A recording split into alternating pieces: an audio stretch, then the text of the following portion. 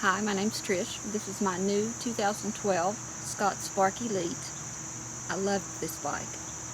I searched for this bike, or a mountain bike, a 29-inch mountain bike, for 7 months until I finally decided on the Scott Spark Elite 29er. When we found it available and for sale, we snatched it up.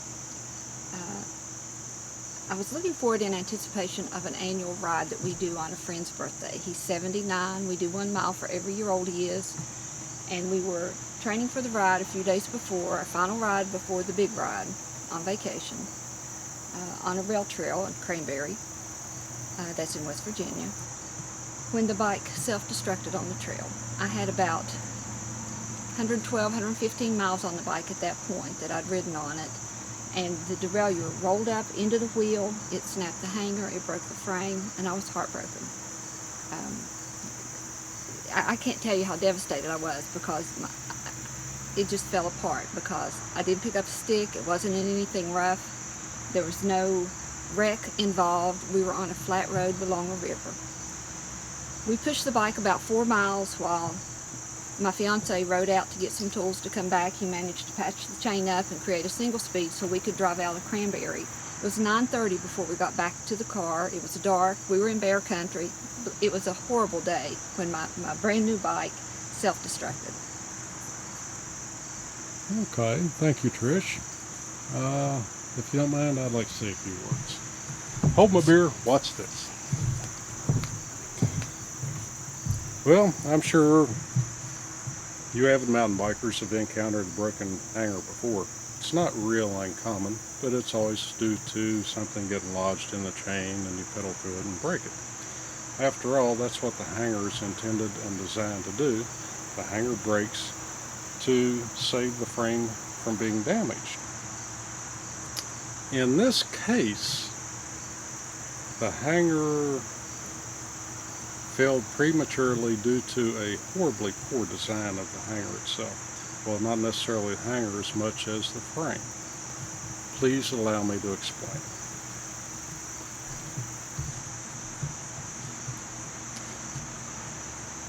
Let me drop the wheel to make this a little easier to see.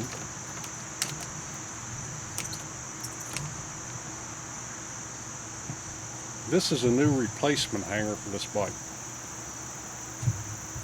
It mounts thusly, and as you can see, the frame stops supporting the hanger at this exact point right here.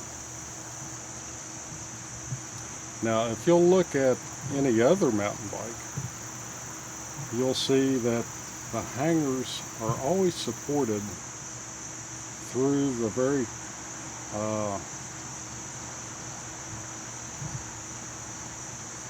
in other words, the hanger is encapsulated by the frame on the top side to add support to the hanger itself.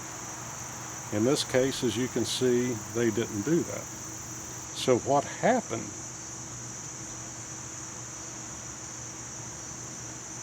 The hanger, the original hanger, failed, and it failed right at the point where the support of the frame ended. And if you look very closely at the failed hanger, I hope you can see this matted area and the shiny portion. The matted area is what's called a fracture crack or a stress crack. This occurred over a period of time as the hanger separated. Once the hanger separated to the point it could no longer, it gradually weakened the hanger as the stress fracture increased until it got to this point. And once it reached this point, the shiny area, the hanger finally decided it had enough and it gave up the ghost and separated. When the hanger separated,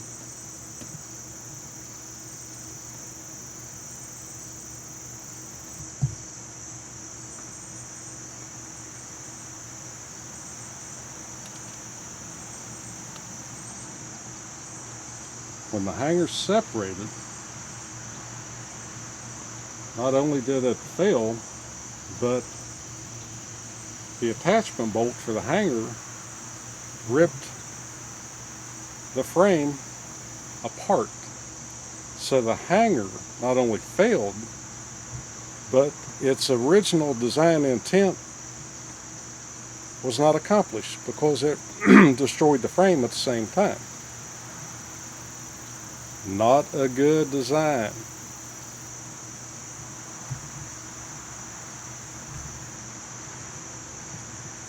This is one of my old Swin frames.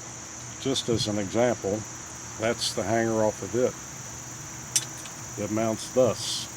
And as you can see, the hanger itself is fully supported by the frame. I've bent several of these, never had one fail, never had one break. It functioned as it was designed to function. If you'll look at any other mountain bike, that is the type of design you should see on the hanger itself. Well, this being a new bike with very, very few miles, I figured, well, let me contact Scott. This is going to be a warranty issue. So I called Scott. I was directed to the warranty center and talked to Ben, whatever his name is, at 512 yada yada yada yada. Well, I began describing the failure of this bike, and immediately Ben starts going into a very well rehearsed rendition of hanger design and function. Fine. Obviously, the function of this design does not work. And Ben went on to tell me that something catastrophic had to have happened to this bike in order for this to happen. And no, it was not a warranty issue, but they would be glad to sell me more parts just like this to fail again in the future. Well, needless to say, I was not real happy with Ben's response, so I thought I'll give Scott USA one more chance. It was then that I called Doug Looney, district manager for Scott USA. There's his email address. And began to repeat the story. Well, Doug said, let me check into it and I'll get back to you. He never called me back, but I finally did call him and get a hold of him. Doug decided that no, this was definitely not a warranty issue. And I had a very long chat with Doug about the design flaw.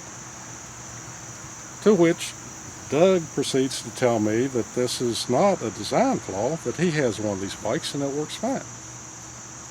Well, at this point, Doug and I agreed to disagree. And I said, well, that's fine, Doug. I will make a video documenting this, and I will place it on the internet and allow your customers and prospective customers to make the judgment call. So here we are. Purchases on the internet. Purchases on the internet, by the way. If you buy a Scott bike on the internet, there is no warranty. That is Scott USA's policy. You buy it on the internet, no warranty.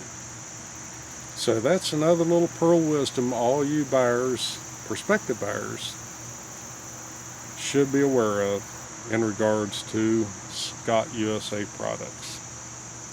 I hope I've explained this well enough. If not, this will be posted on some of our websites, and there will be contact information in there. So if you have any questions or would like to respond, I would be happy to do so. Thanks for your time. Enjoy your biking.